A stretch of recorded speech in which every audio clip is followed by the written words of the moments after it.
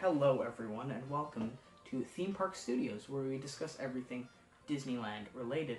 And today I wanted to discuss the recent development that came out on June 20th, 2020. I think it was actually June 19th now that I think of it. But anyways, if you were unaware, the classic Disneyland attraction Splash Mountain, which just celebrated its 30th anniversary last year, will be leaving us unfortunately and be rethemed into a Princess and the Frog themed attraction, of course based on the 2009 film of the same name. And I just wanted to discuss this, my opinions on it, why this is happening, what exactly this attraction is going to look like, and everything like that. So let's get on with it. Now this change was announced to be coming to both Disneyland Park, of course, and the Disneyland Resort, and Magic Kingdom at Walt Disney World.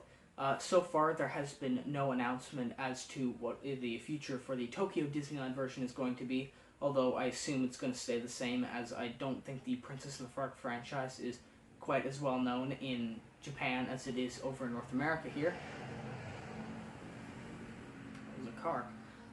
But anyways, the announcement itself also came with a piece of concept art, which you can see right there. Let's move over for it. You can see the Chickapin Hill part of Splash Mountain, aka the kind of top peak with the dead tree, was replaced now in this concept art with a large tree with Mama Odie's boat from the film in it.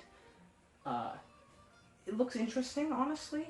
I'm not gonna lie. I do like the bayou aspect of it. It's gonna tie in nicely to the New Orleans Square area, of course, in Disneyland right beside it. Not so much Frontierland, but I mean... Anyways. Other than that, though, you really can't see all that many changes on the exterior. Of course, you see some of the characters on a little barge on the corner of the picture.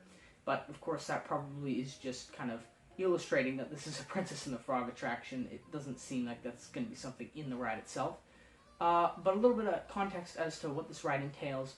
Apparently, it's set after the film, which means some characters, like Dr. Facilier, and namely the main characters, Prince Naveen and I believe Tiana, will not be in their frog form, which is weird. It takes place after the film, so those characters and versions of those characters likely won't appear.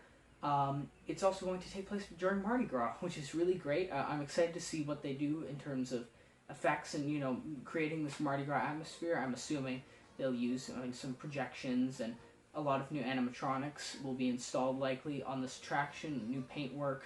A lot of new stuff. I expect this is going to be kind of along the lines of Mission Breakout at Galaxy's Edge, Disney California Adventure, where they pretty much just took the base ride system and building for the Twilight Zone Tower of Terror and completely redid it. But that's really all we know from the concept art as it stands. We don't actually know when the attraction will open. It is said that Splash Mountain will be open when Disneyland eventually does reopen. Of course, along with Walt Disney World as well, but currently they are both closed as of filming due to the coronavirus pandemic. But as to why this is happening, because this kind of came out of left field,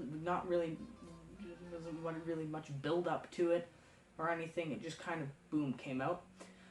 It was stated in the press release that this has been in the works for about a year now. But of course, the announcement comes at a time when there's a lot of conflict within, especially the United States, where both of the attractions are being rethemed.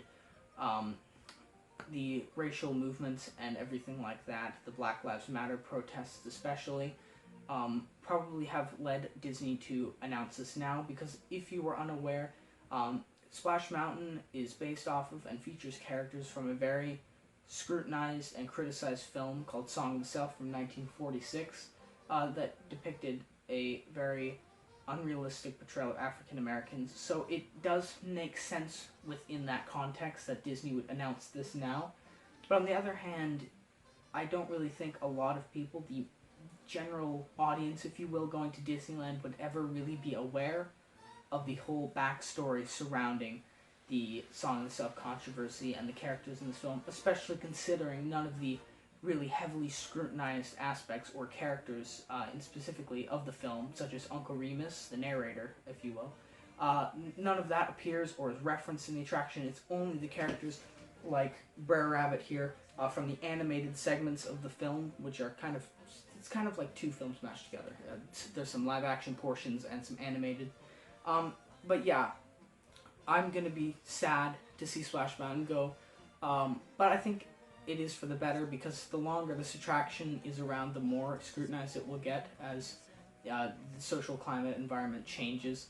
But I am also excited too, because Disney has really not done too much bad recently in the past decade, if you will. Or I don't keep saying if you will. But everything they've done recently has been really great, so I have pretty high standards already, and I think they're going to really do great on this one. But that's it. I just wanted to discuss the changes coming to Splash Mountain and just tell you all the information.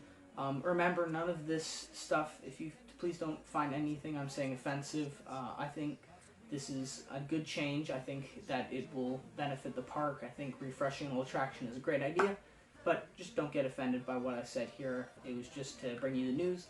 But that's it for today's video. Please please press the little bell notification button thing in the corner, and I'll see you guys next time. Peace out, and bye.